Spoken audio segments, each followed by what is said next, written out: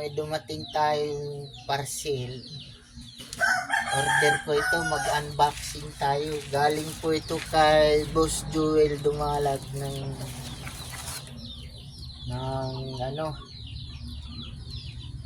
Panabo City, Davao del Norte, Mindanao.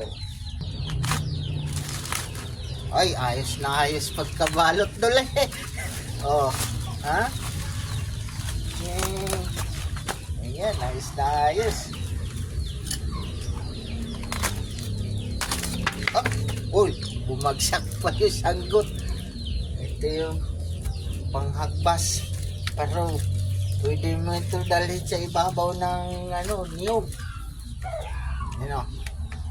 Yung pangkawit ng bunga ng niyog. Ay, sus, kaganda. Ito na, this is it. Oh, yan.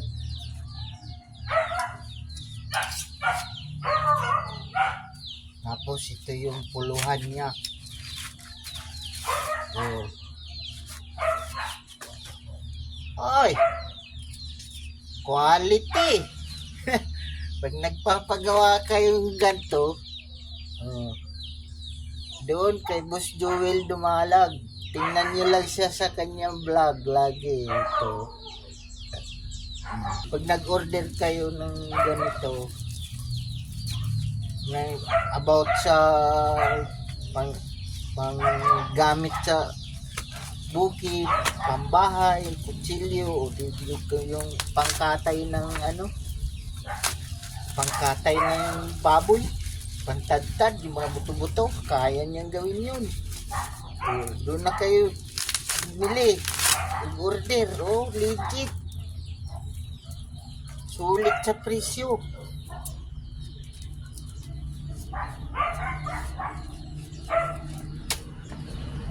Ito may sakuban ito.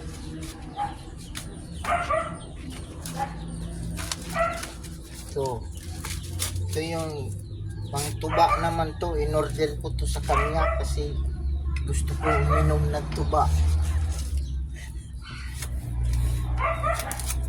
Sa mga rayumahin na tulad ko, tuba lang yung pwede na kasi lang yun eh, natural.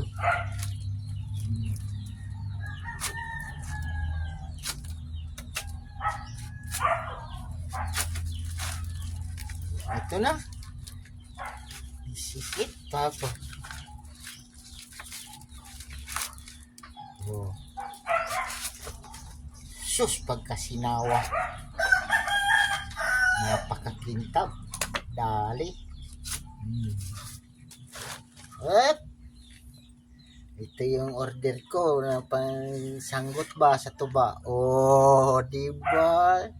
Ganda oh.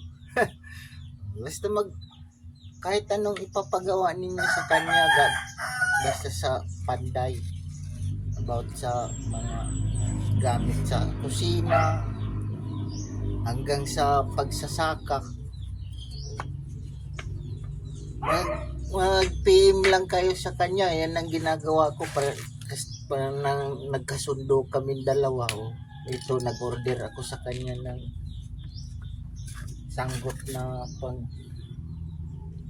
tuba sa niyog, tsaka yung ito pang hagbas to eh.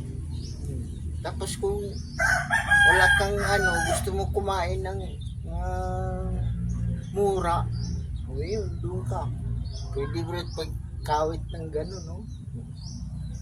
Testing natin dito sa dahon, no? Putol. Oh, sus, naku, tignan na, talas. Salamat, Boss Joel.